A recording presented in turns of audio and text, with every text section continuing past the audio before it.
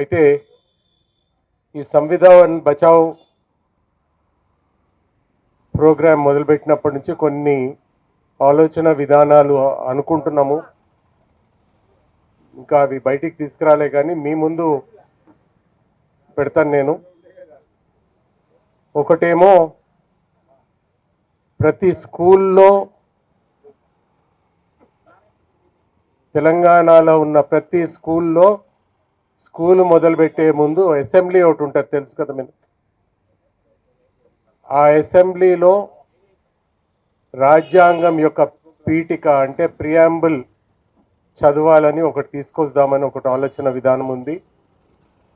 అట్లనే essay writing competitions చేయాలని, essay writing competitions చేసినాక మొదట 3 పిల్లలకి సర్టిఫికెట్లు ఇచ్చి వాళ్ళకి స్కూల్ అయిపోయినాక ఇంటర్మీడియట్కి మరియు గ్రాడ్యుయేషన్కి ప్రొఫెషనల్ కాలేజ్ ఉండొచ్చు, నాన్ ప్రొఫెషనల్ కాలేజ్ ఉండొచ్చు.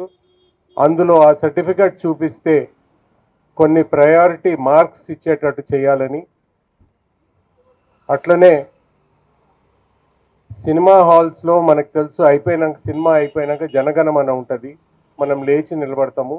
అది జనగణమన కంటే ముందు ఈ ప్రియాంబుల్ ఒకటి రావాలని ఇటువంటివి చాలా ఆలోచిస్తూ ఉన్నాము.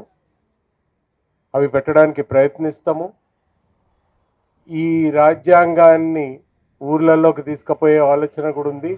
ఎందుకంటే ఇది మనందరికీ తెలిస్తేనే మన జీవితాలు గట్టిపడతాయని నా నమ్మకం దానికి. అయితే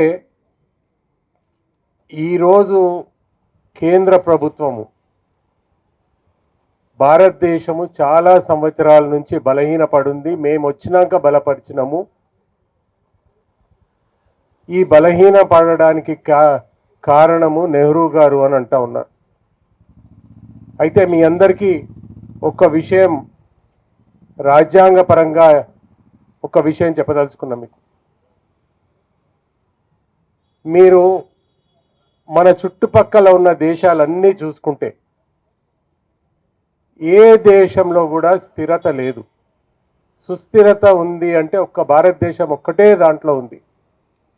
పాకిస్తాన్లో స్థిరత ఉందా? లేదు. బంగ్లాదేశ్లో ఉందా? లేదు. శ్రీలంకలో ఉందా? లేదు. ఇటువైపు కొంచెం దూరం ఉన్న ఆఫ్ఘనిస్తాన్లో ఉందా? లేదు. మన దగ్గర ఈ స్థిరత ఎందుకు ఉంది అనంటే నెహ్రూ గారు రాజ్యాంగాన్ని పాటించి దేశం నేలింది కాబట్టి, అంబేద్కర్ గారు రాసిన ప్రతి పాయింట్ తీసుకొని ఆయన ముందుకెళ్ళిండ్రు కాబట్టి మనకి సుస్థిరత ఉంది. మన చుట్టుపక్క వాళ్ళ రాజ్యాంగం అంత గట్టిది కాదు కాబట్టి వాళ్ళు బలహీన పడిపోయిండ్రు. ఒక దగ్గర డిక్టేటర్షిప్, ఇంకో దగ్గర 2 సంవత్సరాలకు ఒకసారి ప్రభుత్వం పడిపోవడం. మనది అట్లా లేదు. మనది 5 సంవత్సరాలు. ఆ తర్వాత మన భారతదేశము మిలిటరీ నడిపిస్తలేదు, పాకిస్తాన్లో నడిపిస్తున్నట్టు. సో ఈ సుస్థిరతకి కారణము అంబేద్కర్ గారు రాసిన రాజ్యాంగము, దాన్ని పాటించడం. నెహ్రూ గారు ఇంకొక మాట అన్నారు, బాక్రా నంగాల్ డ్యామ్ ఓపెన్ చేస్తున్నప్పుడు ఇవి ప్రగతికి తీసుకుపోయే మందిరాలు అని అన్నారు. ఒకవేళ అదే నెహ్రూ గారు ఉట్టి మందిరాలే కట్టుకుంటూ కూర్చుని ఉంటే మన దగ్గర నాగార్జున సాగర్ కానీ బాక్రా నంగాల్ కానీ ఇటువంటి మందిరాలు ఉండకపోతుండే. నేను దేవుణ్ణి నమ్ముతా, కానీ ఏ దేవుడు కూడా నా మూర్తి పెడితే ప్రజల జీవితాలు మారుతాయి, నేను మంత్రమేసి జీవితాలు మార్చను అని అన్నాడు. అనలేదు ఎప్పుడు కూడా. రాముడు కూడా నేను ఇవి చేస్తేనే రామరాజ్యం వచ్చింది అని అన్నాడు, మంత్రం చేసి తీసుకురాలే. సో మనము అయితే రాజ్యాంగంలో మనకి కొన్ని, లక్ష్మీనారాయణ గారు రాసినట్టు మొదటి పేజీలోనే మీరు పీఠిగా చూసుకుంటే సామాజిక, ఆర్థిక, రాజకీయ వ్యయం, ఆ తర్వాత ఆలోచన స్వేచ్ఛ, ఈ సమానత్వం వచ్చిందా లేదా మనం ఆలోచించుకోవాలి. ఈ సమానత్వం రావడానికే ఆయన రిజర్వేషన్స్ పెట్టించండు మనకి, బడుగు బలహీన వర్గాలకి. తర్వాత ఏమన్నాడు, దీంతో తప్పకుండా సమానత్వం రావాలి, ప్రతి సంవత్సరం 10 సంవత్సరాలకి దాని ఒక రివ్యూ జరగాలి. ఆ రివ్యూ ప్రకారం రిజర్వేషన్స్ అవసరమైతే తగ్గించాలి అని అన్నారు. కానీ ఇవాళ ఏమవుతుంది, 70 సంవత్సరాలు 75 సంవత్సరాలు అయిపోయినా కానీ మనకి సమానత్వం రాలేదు. మనకి ఇంకా రిజర్వేషన్స్ కావాలనే మనం కొట్లాడుకుంటా ఉన్నాం. అయితే ఇది సుప్రీంకోర్టు అయినా అర్థం చేసుకుంటుందా అని అంటే మీకు 2 అంశాలు నేను చెప్తాను. ఆర్టికల్ 15(4) సుప్రీం ఈ రాజ్యాంగంలో ఒక లైన్ రాసింది, సామాజికంగా విద్యాపరంగా కొన్ని వెనకబడ్డ తరగతులు ఉన్నాయి, వీళ్ళనే backward classes, schedule caste, schedule tribes అని అంటారు. వీళ్ళ జీవితాలు బాగా చేయడానికి ఏ రాష్ట్ర ప్రభుత్వం అయినా వీళ్ళ కోసం ఏదైనా చేయొచ్చు, దీనికి ఎవరు అడ్డంకులు పెట్టొద్దు అని అన్నారు. మరి వాళ్ళ ఫస్ట్ అడ్డంకి ఎవరు పెడుతుండ్రు? సుప్రీంకోర్టే పెడతా ఉంది, మీరు 50% దాటొద్దు అని. మన జీవితాలు మారడానికి మనకి రాజ్యాధికారం అని కూడా అంబేద్కర్ గారు అన్నారు. కానీ దానికి అడ్డంకి ఎవరు చెప్తున్నారు? 50% దాటొద్దు అని. 50% దాటొద్దు అని రాజ్యాంగంలో ఎక్కడ కూడా రాసలేదు. ఏదైనా చెయ్యొచ్చు అనే రాసింది, కానీ 50% దాటొద్దు అని కానీ రాజ్యాంగంలో ఎక్కడ కూడా రాసలేదు. ఆ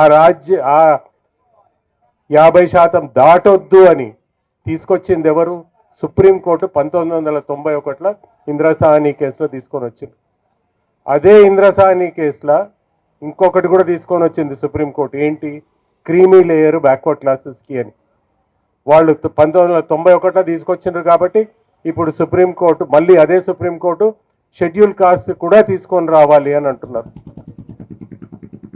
నేను ఒక విషయం అడగదలుచుకున్నా, మీ అందరినీ అర్థం చేసుకుంటే చెయ్యండి. ఇవాళ మనకి 8 లక్షలు క్రీమీ లేయర్ అని పెట్టింది. ఎవరికైతే 8 లక్షల కంటే ఎక్కువ వస్తుందో వాళ్ళకి రిజర్వేషన్స్ పట్టవు, వాళ్ళకి వర్తించవు అని. 8 లక్షలు అంటే ఎంత? 60,000 రూపాయలు నెలకి. నాకు ఒక విషయం చెప్పండి, ఇవాళ ఏ గవర్నమెంట్ ఆఫీస్లో అటెండర్కి కూడా 60,000 వస్తూ ఉన్నాయి. ఒక 100 కోట్లు ఉన్న ఒక బిజినెస్ మ్యాన్ ఉన్నాడు అనుకోండి, ఇతన్ని 60,000 రూపాయలు నీకు నెలకు వస్తున్నాయి కాబట్టి నీకు రిజర్వేషన్స్ వర్తించవు అని అన్నప్పుడు, అంటే నువ్వు 60,000 వస్తున్నందుకు నువ్వు 100 కోట్ల సంపాదిస్తున్న వ్యాపారవేత్తకు సమానం అని చెప్పేసింది కదా సుప్రీంకోర్టు. ఎట్లా సమానం అవుతుందండి అది?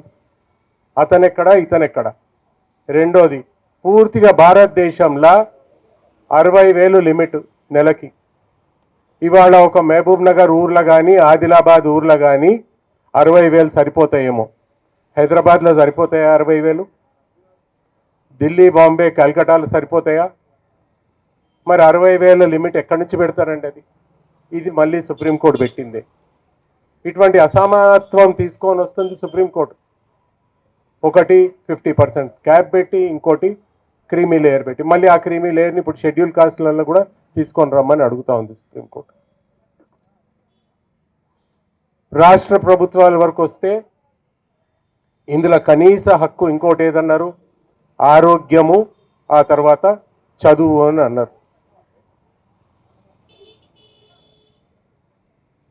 2 సంవత్సరాల ముందు కేసీఆర్ ఎలక్షన్ కమిషన్కి ఒక ఉత్తరం రాసిండు, మీరు కారుకి దగ్గరగా ఉన్న వేరే సింబల్స్ ఇవ్వకండి, చిహ్నాలు ఇస్తే పబ్లిక్ దీన్ని కార్ అనుకొని వాటికి ఓటేస్తున్నారు అని ఎలక్షన్ కమిషన్కి రాస్తే, ఎలక్షన్ కమిషన్ ఒప్పుకోకపోతే కేసీఆర్ కోర్టుకు కూడా పోయిండు. అవి ఏమేమి సింబల్స్ అన్నాడు? రొట్ల కర్ర, camera, TV, bus, tractor, bulldozer, పల్లకి. అసలు ఒక ముఖ్యమంత్రికి సిగ్గుండాలి. ఏమంటున్నాడు? మా వాళ్ళు ఎంత చదువురాని వాళ్ళు అంటే వాళ్ళకి ఒక కార్కి, కెమెరాకి, కార్కి, టీవీకి వ్యత్యాసం తెలియదు అని చెప్పుకుంటున్నాడు. అంత చదువురాని వాళ్ళు అని చెప్పుకుంటున్నాడు. ఏ ముఖ్యమంత్రి అన్న ఏమనాలి? నేను వీళ్ళని చదివిపించి వీళ్ళ జీవితాలు మారుస్తా అనాలి, కానీ వీళ్ళకి చదువు రాదు, ఈ గుర్తులు కూడా వీళ్ళు వ్యత్యాసం తెలియదు, మీరు ఇవ్వకండి, వీళ్ళు ఇట్లనే ఉంటారు, మీరు మాత్రం గుర్తులు ఇవ్వకండి అని అంటున్నాడు. అది మనకి అంటే ఈ 10 సంవత్సరాల నుంచే కాదు, ముందు నుంచి చదువు అన్నది పక్కన పెట్టేసి ఉన్నారు. మన ప్రతి భారతీయుడు ఎట్లుండాలి, లిస్టు చూసి ఓటేసేటట్టు ఉండాలి. కానీ ఇవాళ ఏం చేస్తున్నాడు, గుర్తు చూసి ఓటేసే పరిస్థితి ఉంది. ఆరోగ్యపరంగా వస్తే మళ్ళీ అదే కేసీఆర్. మనం ఇవాళ గవర్నమెంట్ హాస్పిటల్స్కి ఎందుకు పోతలేము, కార్పొరేట్ హాస్పిటల్స్కి ఎందుకు పోతున్నాము, ఎందుకంటే అక్కడ ఎక్విప్మెంట్ మంచిగా ఉంటుంది, కొత్త కొత్త ఎక్విప్మెంట్ ఉంటుంది అని. అదే గవర్నమెంట్ హాస్పిటల్ కూడా కొత్త కొత్త ఎక్విప్మెంట్ ఉంటే నిమ్స్ హాస్పిటల్కి ఎగబడిపోతారు. అది కూడా గవర్నమెంట్ హాస్పిటలే కదా. ఏ కార్పొరేట్ హాస్పిటల్కి తీసిపోని ఇలాంటి హాస్పిటల్ నిమ్స్ అని ధీటుగా నిలబడి ఉన్నది. ఎందుకు, ఆడ ఎక్విప్మెంట్ అంతా ఉంది కాబట్టి. సో ఆ ఎక్విప్మెంట్ సరి చేయకుండా ఇదే కేసీఆర్ గర్భిణీ స్త్రీలు మేము గవర్నమెంట్ హాస్పిటల్ ఉస్మానియా గాంధీకి పోతే మా ప్రాణానికి హానికరం అని చెప్పి వాళ్ళు ప్రైవేట్ హాస్పిటల్కి పోతుంటే, ఎందుకు పోతున్నారు, ఈడ ఎక్విప్మెంట్ లేదని, ఆడ బతుకుతామో లేదో మాకు రిస్క్ ఉంది అని.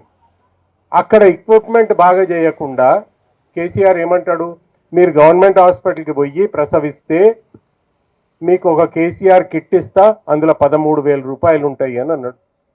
అంటే 13,000 రూపాయలు ఇచ్చి మీ ఓటు కొనుక్కుంటుండే ఆయన సర్కారు నుంచి ఇచ్చి. లైన్లలో నిలబడి గర్భిణీ స్త్రీలు పోయి ప్రసవించిండ్రు, ఎంతోమంది చనిపోయినరు. ఆలోచన విధానం ఏంది, చనిపోయిన వాళ్ళు ఎట్లానో ఓటేయరు కదా, మనకేం పోతుంది. సో అదే ఆ 13,000 రూపాయలు తీసుకున్నాక, కిట్ తీసుకున్నాక మాత్రం కేసీఆర్ మాకు 13,000 రూపాయలు ఇచ్చిందని ఆయనకు పోయి ఓట్లు వేయడం. ఇది పరిస్థితి.